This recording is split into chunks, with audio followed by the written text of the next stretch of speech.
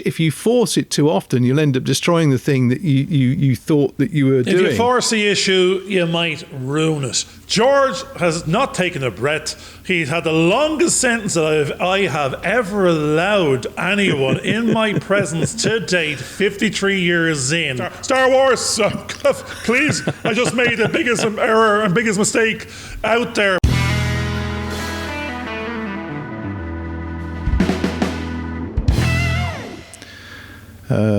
I'll let you start today. You've disrupted me. Disruption. Lucky enough, while you were coughing and splurting there, I just stuck in the word into the Google machine. And disturbance or problems which interrupt an event, activity, or process. Disturbance or problem. So disruption is a disturbance or problem. I was thinking disrupt yourself, or maybe interrupt yourself, disturb yourself. I wouldn't have thought it was that. To disrupt, it seems to be the opposite of what I thought it was altogether. It's an interruption. It's a disruption. It's a broken something. It's stopping you from doing something. Yes, it's Obi-Wan Kenobi in the Millennium Falcon flying towards the Death Star, kind of going, "There's been a disturbance in the Force," disruption thing. Disturbance. Disruption. Yeah. There's a disturbance in the Force. Well, actually, I think that's a good way of looking at things. There's the Force, this all-surrounding force and energy field around us that gives life to all things. It's the universe. The Metachlorians or something, I think it was, in in Star Trek, or not Star Wars. Please, I just made the biggest error and biggest mistake out there. But in Star Wars, I think it's a metachlorians or something like that. And what it is they came up with a word to explain the Force and how it was created, and these little organisms or these beings that make up or give birth to the Force. But forget that. Right. There's this energy or force around us all that we interact with. And do you have the Force? May the Force be with you. May the energy be with you, not to be disrupted or not to get interrupted, or maybe interrupt yourself or disrupt yourself to use the Force and use this energy, energize yourself to do something forcefully. Well, I think the interesting thing is that, like, I had plans today. I got up early. I was going to come in here. I was going to work on some of the promos and get a few other bits and pieces done. And every time I got one step closer, it's almost as though I got two steps pulled back because something else came along. I got disrupted. I had to go and get on with something else. And before I knew it, I had a phone call with my son in Canada, which I really wanted to be there. My wife was also off, and she wanted to be in that call, but then she had to go off somewhere else, and there was a bit of a race around. And it was kind of going, right, I'm not doing what I thought I was supposed to be, but because your mind's not there where it should actually be at this particular point in time, you're actually distracted and you're looking at all these other things kind of going, actually, what is the right thing I should be doing? Whereas in reality, what I should have been doing is focusing on what I was doing in the now, which was really talking to my son and being there with the family. But I got distracted because I was thinking I needed to be out getting other bits of work done, whereas that waited, and it has waited, and there wasn't an issue there, but you end up creating all these issues because you think you've got something else, that you're not doing the right thing that you should be, because you've got all these kind of preconceived ideas, where if you let that go, then you get a chance to relax a little bit more, and you can start to enjoy life a little. Because you were saying, should we get this show done, because I got a friend coming to talk, and then my sister, we were about to sort of hit start, and my sister rang up on the phone, and she said, but I thought we were going to talk today. And it's kind of, okay, but we're about to just record this show. So, okay, I'll talk to you later. And you're trying to get that balance right because then all of a sudden other people are coming in and who also need you at that particular point in time. And you're trying to work out what thing do I need to do first? No, I'm going to stick to the word that came out at the beginning of the conversation, which is, and I love how it came, may the Force be with you. Use the Force. Force yourself to be in the now. The Force is an energy. Energize yourself and use that energy in a focused way. Now, same thing happened to me yesterday. I had my list of things to do, which pretty much you gave me, and I was going to force myself to do 3 of these descriptions and promos, and as a work amount of tasks and things that need to be done at some stage, because if I've 9 to do over 3 days, if I do 3 a day, then I know this is the things I need to get done in the day to tick that box. And I got none of them done, because as soon as I put that on the list, I couldn't motivate myself to start, because I couldn't see the start as being 5 minutes into one. I saw it for the next 5 hours. I have to do these 3, and I just couldn't find the starting point, so I picked something else altogether. And I spent the same 4 hours doing something totally different, because I couldn't fathom starting this set of tasks. Well, I couldn't force myself even to do it. Yeah, what's come to my mind there is that I was suddenly kind of thinking, don't force it. Don't force yourself to do that. It's like we've force the issue. Yeah, we've got a square that we're trying to force through a round hole or a cube. You're using one of my favourite sayings: "The square pegs, round holes, big mallets, get it in, shimmy it in." But the one thing is, it's like that. We normally and it's happened to me with a couple of music tripods. It's kind of I need to really make sure this is tight, and then it won't fall down. I really need to. We're doing that time and time again. And before I knew it, basically the stand that I was trying to hold together stopped working because I'd actually destroyed the thread. So again, if you force it too often, you'll end up destroying the thing that you thought that you were doing. If you force the issue, you might ruin it. Now, as you said, we gave ourselves a quick timer there going, it's 1:30. I make mine might turn up at 2:00. Our shows normally are 30 minutes long. Therefore, can we just force one in there? And so we get our little tick box for the day. We don't have a subject. It doesn't fucking matter. What we have is this impending pressure of time limit of, well, if you want to do it, you got to do it now or never. The never is tomorrow or another day or next week. But if we want it done today, it's now. Let's just go. Let's just do. Let's just see how it turns out. Let's enjoy the conversation. It's 1:30 till 2, and something else might happen. And it might be a pile of rubbish. It doesn't really matter. But we're going to force ourselves, not break, twist arms or anything. We're just going to force ourselves to turn up, force ourselves to get on with it, to do. It doesn't have to be perfect, but it is, at least it's started, it's getting done, and we might just get a pleasant surprise in the middle of it. The interesting thing is that following on from that kind of thing, if we'd let go and didn't do it, we felt it was important to do, but there were a lot of other things trying to stop us from getting this done, and we just felt it was such an important thing to actually achieve. It was something that we desired to do, and if it's our measure of the week. Yeah, exactly. Absolutely, it's our measure of the week, and if we hadn't got a chance to do it, we would have felt disrupted. We would have felt as though our force had a disturbance. We've actually would have interrupted ourselves and our new normalized flow of what a week should consist of at a minimum. Yeah. And what we've said to ourselves is the very minimum is we produce 2 of these podcasts.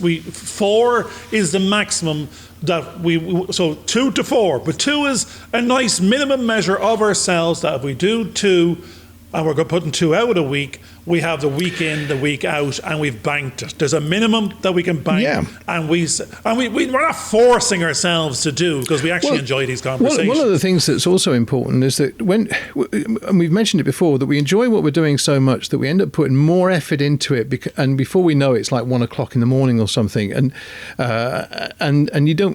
we physically can't keep doing that. But the other thing is that the reason why we wanted to get one done today was because I wanted to take next week off to spend time with my wife and get things done that we wanted to do, around the house and all that.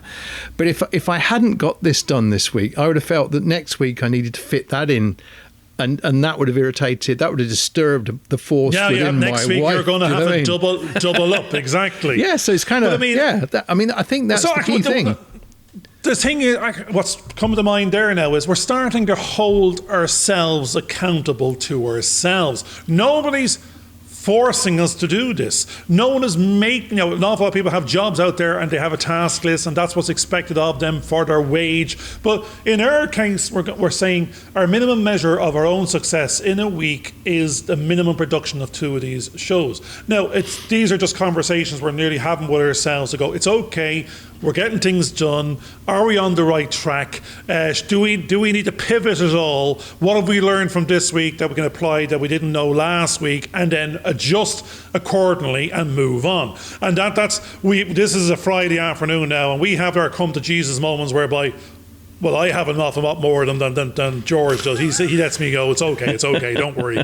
But I'm going, we're so many in. Are we doing the right thing? Look at all these influencers out there. Look at all these rock stars. And now the great thing is I follow quite quickly with, why I'm better than them, we're better than them, we're as good as them.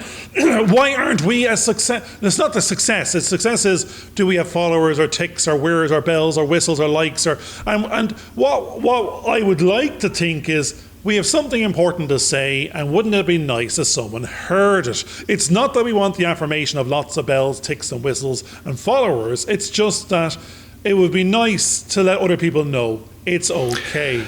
You're human too. And I think what's quite interesting is that you don't really... There's an uncertainty about all that we're doing, and we don't really know how the whole thing works. And I think we never will, and most people never will. We're all guessing. Even the experts are guessing. Even the psychologists, the marketeers, everybody else is just guessing about how people are going to do. Now, what's interesting is that we're sowing the seeds, and the sowing the seeds is basically the seed goes in the ground, it kind of dies, and then it germinates, and then it turns into a big tree if you're lucky enough. And again, it's guesswork because you don't know when the rain's going to fall on it, you don't know when the little worm's going to go past it to irrigate it and all that kind of stuff. You don't know when the bird's going to come along and pick up, all these things that could happen in this amazing universe of the seed. And I think what's interesting is that in the last few days, I wished somebody a happy birthday that was one of my past students from about possibly 15 years ago or so. And they came back and said, oh, thank you very much. I really appreciated you. And we were asking each other about our lives. What were they doing? And they went off into human biology. And I thought, oh, well, that's interesting. They were like a heavy metaler and they did all the kind of media stuff, but they found their way. We were just part of that journey, and they actually at some point realized that, well, media wasn't for me. I'm now going to go off and explore how to do something to do with human biology. And I had that with another student from 15 years ago who ended up in psychology. But they were so thrilled that I remembered them, and they wanted to have a natter with me because they were themselves, in being creative, were producing a little video. And this other guy's into music and he's producing videos. They're saying, well, actually, you were the best lecturer that we had. And you kind of go, really? Me? Nah, you're mad. No. And they would tell you all these sort of things. And you kind of go, right, okay, we don't realize how much we're influencing other people just by doing what we do normally, which is what these shows are all about. We're now making them our normality by just doing them. And really, the context of today's program was that we were being put under pressure, whether imaginary or whether through the force being disturbed, it was hindering our way forward just a little bit. And in those moments, other people that are running their own little businesses and trying to help motivate themselves to do whatever activity they need to do, they will have these moments and they need to find ways to push through. And I think that's what we've been doing this morning. We are pushing through. We are putting the square peg in the round hole. You've actually got the longest sentence in, I don't know, we're on, I think it's episode 28 or 27 or 29, I don't know. And I'm sitting here thinking to myself, George has not taken a breath. He's had the longest sentence that I have ever allowed anyone in my presence to date, 53 years in, without me interrupting, over talking or just ignoring. I don't know which, but it's good to see he's getting he's fighting that lip sync battle and he's starting to get some airtime. But I've taken it back. I'm morphing into Garvin. Look, we've got the same shirts. Yeah. We've got the same backgrounds. Am I trying to become Am I saying I'm sitting here listen to what this man has got to say. I don't know what it's about yet, but we'll get there. And it's about, maybe that's what I have to learn. It's like, no, what funnily enough popped into my mind, I don't know why or how, is the Truman Show. And what it is we're all the stars in our own life, whether we know it or not, or whether anyone else is watching or not. And I think why everyone wants a little video of themselves or those photographs is they're saying these are important memories, or this is my life, this is your life, this is it. Tomorrow you might not remember it, you might have Alzheimer's or Parkinson's, or you're just too old, or there's so much in there. But when you have those photographs or those look backs or those videos, it reminds you of good times past, of loves lost and loved, or won or fought or whatever. But the whole thing here is you're the star in your own life. You get to play this role or multiple roles in it. And therefore, you've got to enjoy it. And other people, your parents and family and friends, will enjoy it because they're close enough to witness or be part of it. And this little, excuse me, there's a little bit of a wish and a want in those that want to be hit the life fandango on the stage of life and go, I want others to see. We want this little extra affirmation of, look over here, look how much we're enjoying our role on this planet at this time in our life. Aren't we lucky? And wouldn't you like to, be playing my role too, or maybe or playing a similar role? And I think that's what it is you always want what the other person has or not. It's just, they have a car, you have a car, you have a house, they have a house, you want children, they want. A lot of people don't. They're happy to travel in a camper van. They don't want to get married or ever have children. Well, there's that nuclear family out there, of which I am one. But we're playing, may the force be with you. May you take that energy and may you play out that Truman role to the best of your ability and take a couple of photographs along the way. Now, another perspective on that is that quite often what we're discovering is, unless you're prepared to stand up and be noticed, you won't be able to develop your business in the area that you're working in. So in many ways, I know a lot of people that are my age that when we started our careers, once you got into a certain company, you could find that you gradually moved through that country for the rest of your life. Company for the rest of your life. And country, possibly. You could be a travelling salesman. We're not going to say you're not. No, but the difficulty is that nowadays most people are realising that they're self-employed, and the only way to get established is to start to promote themselves as their main brand, their main product, to be able to get some work coming from the universe out there. No, there's a funny thing now. You just said they're self-employed. I think everybody on the planet is actually self-employed. They have to employ themselves into the role of whether someone else is saying they will consistently buy a certain service or work off them if they want to work for the HSE for 40 years. But it doesn't change the fact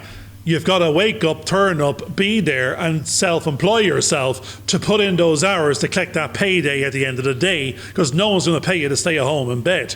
But now whether you're employing that time in a pursuit of something you choose yourself that then you can take control of and bring further and faster and different, that you have more control over, that's you're employing yourself to disrupt yourself or to innovate or change or grow. You can do it in the employment of someone, or you can they just want to take your time and they tell you what to do given certain parameters, or because that's what you're doing, you're locking yourself into the parameters of a role, and that's what you do when you turn up. You put those 8 hours in or 10 hours in every day, and it's a similar nature of something.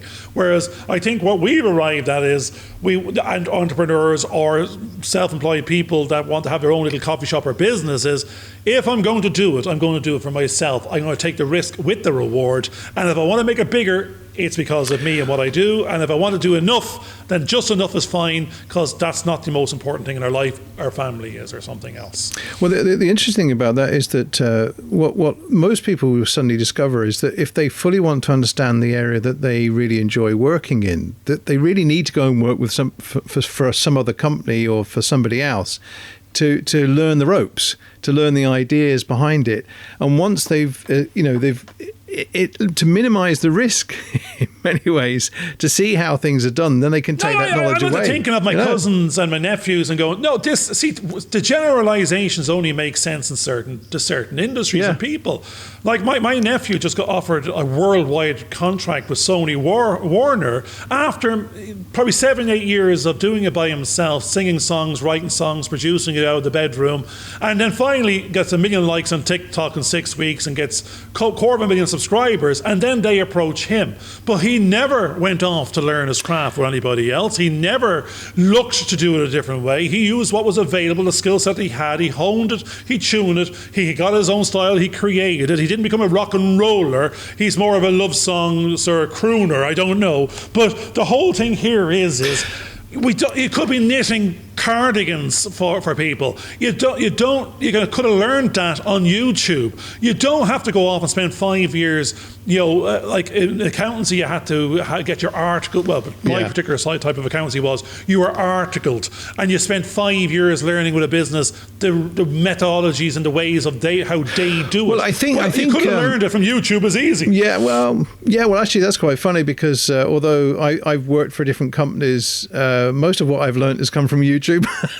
I'm using it all. Actually, I think the strange thing is, we're saying I've binned everything I've learned in the last 30. Well, binned it in the sense of none of it is applicable to anything I want to do in the future. Yeah. It was never applicable. I think I did the opposite to what I was, the polar opposite to what I should have been all my life. I do honestly believe now I'm a creative and always have been a creative, but I locked myself into the body and the suit of accountancy and of career, of job and role dictated by someone else based on parameters of what the requirement was. So there was no creativity ever going to be in that, and there was no you going to be in that. It was just the only you that was going to be required was 8 hours of effort on solving whatever the problem of the day was, or create whatever needed to be created for that particular job role. What we're doing going forward is this is the thing. Who are you? Who do you think you are? Who would you like to be if you didn't have to go out there and pay the bread and butter bills? And maybe if an awful lot more of us knew that earlier in life, we might be able to use this energy and force that's out there to go on those journeys of self-exploration, I think, of the real us. Yeah, I think what the biggest problem probably is there is that most people, if they've got a passion, they're able to be sort of helped out by their family by providing them with lodgings and all that kind of stuff while they establish themselves, then they don't have to worry about those things that will make them homeless at that particular point in time. Yes, so they could then focus on their particular craft. But a lot of youngsters, they want to get away from home, so they straight away put themselves into a risk of having to pay for their own flat, pay for their own food, pay for their own transport, and they've actually added this risk onto themselves, which forces them to go out and get a job of some nature to be able to pay for that. There's side the force of it. again. Yeah, I'm going to jump back in and go, see, we're saying, may the force be with you, but the force normally isn't with you at all these times. It's there. Yeah. But it's not, if you're not empowered, because you say if you're disempowered because of where you live on the planet and the surroundings you're surrounded by, and you're hungry, or there aren't these parents or other people that can help you until you become self-sustainable, then we don't know how many diamonds are in the rough out there that just would have never had the opportunity to find. The whole point is, I don't know who I am. I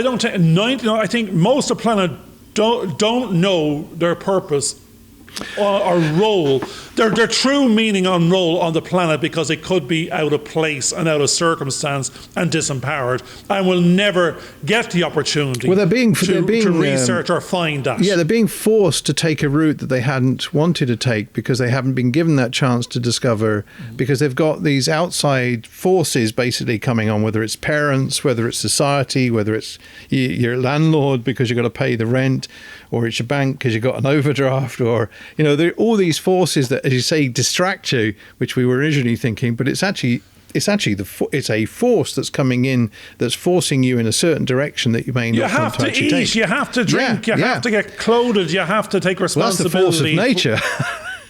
And that was the same force. That's what I'm saying. The force will work with you. The force will work against you. It's not that it's working with or against. It's just there. You know, it's this universal flow we talked about before. But if we can't quieten the chatterbox or empower ourselves to be in a position to avail of it or open our mind to it, then the force is not going to be with you. Now, it may accidentally be with you if you play a lottery ticket and you're handed 100 million, and that just changes all the rules. But that's more uncertain than certain, and more and less likely, and it's just a chance, and it'll happen to you, but not for the other 6 billion people on the planet. The interesting thing, I think, is that as we're talking through this, what is actually happening is you've got your chitter chatter box that we talked about inside your own head, which is kind of forcing you to do certain things.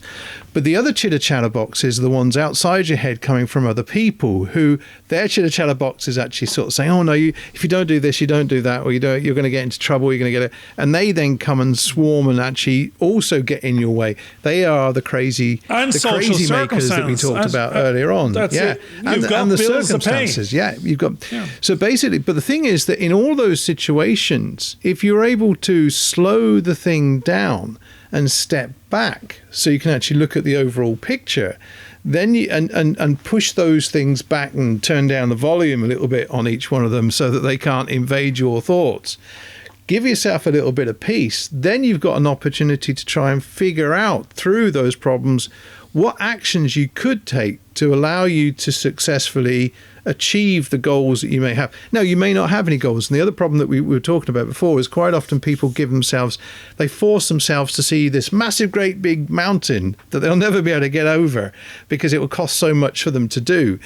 But if they stop for a second and kind of go, well, actually, what's the simplest step that will allow me to go forward and to bring these things down to a more manageable bite size that they could get their teeth into? Get rid of the insurmountable odds. Yes. And make them, great words you were using the other day is bite-sized chunks. Like step by step, baby steps. Don't need to go out running when you can walk. No, there's no such thing as a mountain. It's just 200 molehills added together into a pile. We can take it back, disassemble it all back to the boulders and the sand, the constituent parts. Actually, my 12-year-old daughter has been asked to illustrate a book there. She won a little prize, and the prize was her illustrations were chosen, and she gets to illustrate this other child's book that she writes, and this one Ava will illustrate. And the people running the competition rang her up there, and I walked up the other end of the hall there like a couple of hours back, and there she is crying because all she heard was, I have to do 10 pictures by next week, and I don't know how to do any of them, and I've got to draw all this stuff in the background and this and the four. So what was a nice thing 10 minutes before the phone call, you won a prize, then suddenly became an unsurmountable, or is it insurmountable or unsurmountable set of tasks for a 12-year-old girl to have done under time pressure, and now is not enjoyable, and all she can see is I have all this work and none of it's nice. Rather than going, I just need to draw a teddy bear, a little girl, a table, a this, and put them all together and decide on the bits. And when we have all these little bits, we can repackage them into this set of illustrations, and then it's the sum of the parts again. Don't look at the whole, look at the parts, put them in the right order, and do them one at a time, because that's the only way they can be done. Yeah. And then when you wake up, you're 70% there, you're 80% there, you're 90% there, and that's what this is happening to us now. We're on a journey of parts, because we don't know what the whole looks like. It's going to keep on changing as the parts change, because the jigsaw pieces are morphing every other week. But what's very, very interesting is they have similar colors, similar shapes. They're going on a generalistic similar journey, and the end picture, we're not 100% what it looks like, but we know it's going to look well. It's going to look nice. The great thing about it is we're going to have all these parts of jigsaw pieces that we never had before, and we're going to be able to make a picture out of them at the end, which had we not started, we couldn't have for sure. And that's the key thing is getting started, because so many people put things off, and then they have all these regrets of things that they could have done because they thought about it, but they never put it into action. Whereas we're now saying, right, we're going to put it into action. We're not too old. We didn't need to be younger. This is the right moment, and we're going ahead and doing it and just plodding away. And the interesting thing is that because we're not overloading our minds with all these possibilities of things, all of a sudden these little ideas are seeping in that we kind of go, oh, that's interesting. I might try a little bit of that, and I might try a little bit of that and see what happens, and just work things through. And you find that there's a connection between each one of them. Now, I'm looking again at it says here what disruption really means. And we're going back to the very beginning, and it says a disturbance or problem that interrupts an event, activity, or process. We're in a process of our life is a whole series of events and activities that make up the process, or multiple processes of our lives. And if there's no problems in there or no disturbances in there, then what the hell is going on? It can't be a perfect life. It's not. We're not the Dalai Lama. He hasn't got a perfect life. But it says it's largely synonymous with interruption, and largely in negative connotations. But that has changed when they coined the phrase of disruption in terms of to align it more in the business context with innovation. To disrupt or innovate is now positive, as opposed to the negative connotation is to interrupt. Now, interrupt is we need to interrupt ourselves every now and again, and wake up, disrupt, and go from that negative problem to this positive innovation of ourself and our journey and our life process. What's interesting there is that as you were talking, I was thinking about interrupt. And one of the things that allows a computer to appear to be doing multitasking is that each task is interrupted for a short period of time so the next task can be done. And it's done so fast, it gives the impression that multitasking is being done.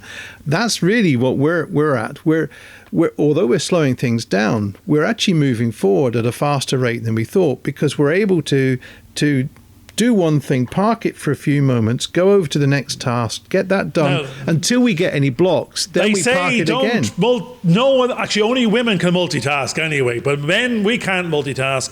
The danger is we try and multitask, and what's happening is we're stop, start, and achieving very little of anything, because we need to apply that other, I think it's Pareto Principle of 80-20, and go, no, you can only do one task at a time, even though you think you're multitasking. Yes. Therefore, do that task enough that you've created value into it, that when you go back to it, it's not a restart every time. Yes, but that's the key point, because I started to do some spray painting with my son, and we had to put one layer on, but we had to wait for it to dry. Then we had to interrupt that process for a short period of time. And then we thought, well, we could speed that up by using a hairdryer so we could actually dry it off. But what it actually is that quite often you can do a task and there comes a point where you can't do anything for a time anyway. So as opposed to just sitting there and not doing anything, you suddenly realize that you've now got that time to do the other thing that you needed to get done.